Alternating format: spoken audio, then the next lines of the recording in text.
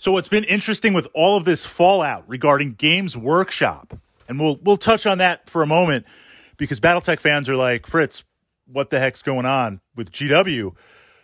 Thank you, Games Workshop, for pushing legions and legions of fans over to Battletech. And just looking at my small little gaming group, which is made up of enthusiastic 40K players, Battletech players, other tabletop wargamers, board gamers, D&D players.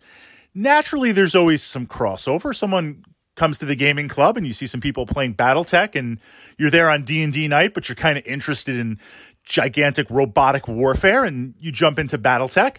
That's how I've got involved in many games. But in the past 2 weeks, just an unofficial local meta poll. In the past 2 weeks, I have had 8 40K players come to me and say, Fritz, let's do this Battletech thing. Either getting started in the game or jumping in. And what's interesting, these are not returning players. These are dedicated tabletop wargamers that knew about Battletech. You heard about it. Maybe you played the video game. They've seen it. But they're not returning players. They're not players from back in the day, which are now jumping back in.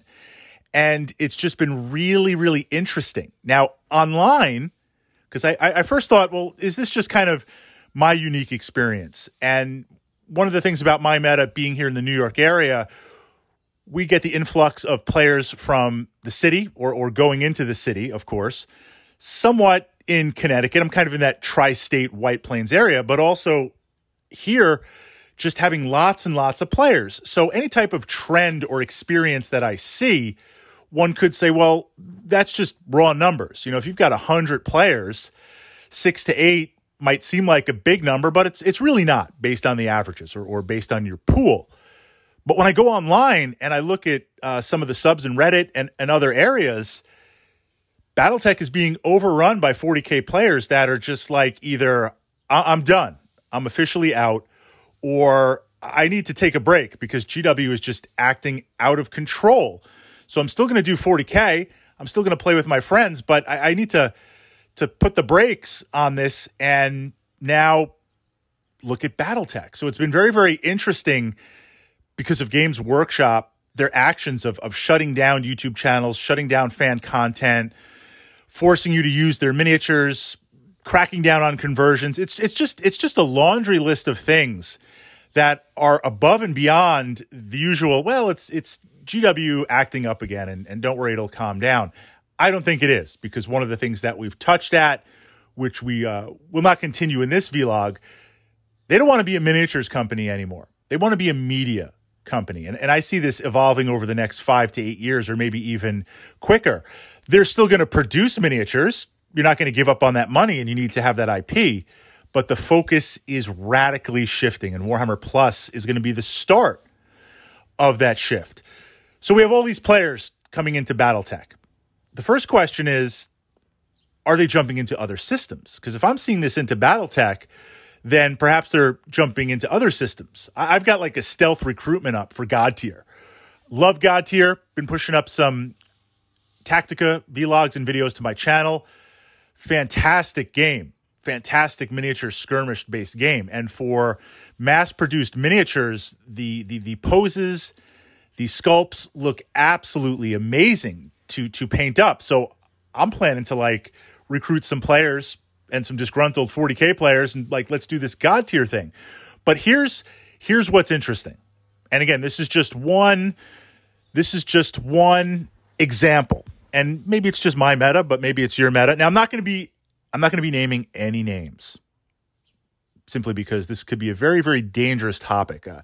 Likewise for me, when Mrs. Fritz is like, so these miniatures you keep on buying, you know, what do they cost? How much are they?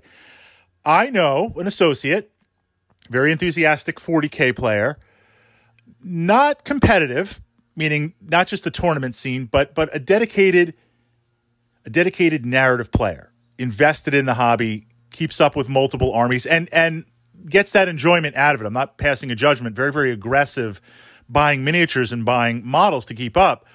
Just casually, he knew a number right away because he was just looking at, I guess I shouldn't even have said he. They were looking at their purchases for this year so far. Now we're, as of this vlog, what is this? This is August 2nd, 3rd, 4th, 1st, somewhere around there. The days blending together. So we're well into the year, but we still got a couple of months to go, and we're coming up to the holiday seasons. I was like, bro, how much have you spent on 40K this year on models? Can't really say events because things are still slowed down. He's like, I've easily spent 10 grand on new models and new stuff. And he was like, I enjoy it. I intend to spend that money. Now, of course, I remember when I was looking to get into golf and look at that, like, it's all relative, right?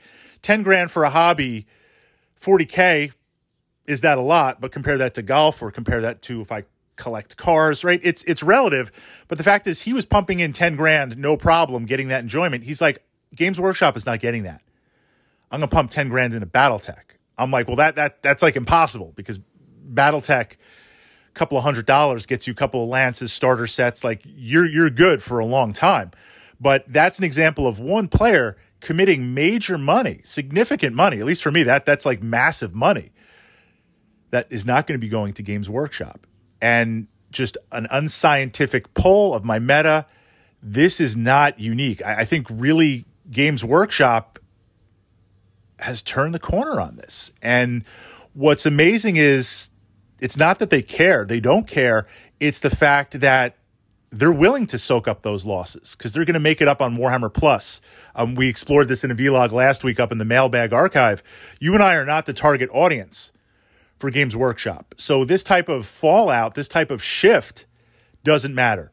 Now, what I wonder, Catalyst Games Labs, which currently manage the Battletech IP in terms of the maps and the starter set, the game of armored combat. Yes, we have Ironwind miniatures. We also have a number of other producers. And just as a side note, if you're thinking about jumping into Battletech or you're playing Battletech, I'm going to put down in the info box and pin in the comment Death Ray Designs, which I've been stocking up on their miniatures. Fantastic Battletech tanks, fantastic Battletech sculpts, infantry. Amazing updated infantry model. I'm going to put the link to their Battletech collection that they're printing out and shipping. And as long as it lasts, there is a 10% off discount code. So this is a perfect time to stock up on Battletech. I mention that because there are multiple sources for Battletech. But if we say the primary focus is Catalyst because they're producing the starter set content and the maps and the books, are they going to be able to keep up? Because my man can't be the only one who's now getting ready to throw 10 grand at Battletech. So if others are suddenly throwing at Battletech, like, I think we're going to have an explosion of Battletech, which is great. This is the golden age of Battletech, but I'm looking to onboard a bunch of new players. And literally in the course of like a week and a half, 2 weeks, our Battletech community, which was a good size for Battletech, it's doubled. And this is just the beginning. So have you seen Games Workshop pushing 40K players to Battletech? 40K players are like, what's up, my Battletech friends? Let's jump in on this. And likewise, out of curiosity, your meta, if you are playing other wargaming systems, you're playing whatever wargaming system, and on an average night, there's 5 players. And you're like, this is good. We've got, an obscure system and we've got some players. And now you show up next Tuesday and there's like 15 players. And they're like, what's up, my man? We're in. I mean, I see this shift, and it is very, very interesting with how Games Workshop is continuing to play this out.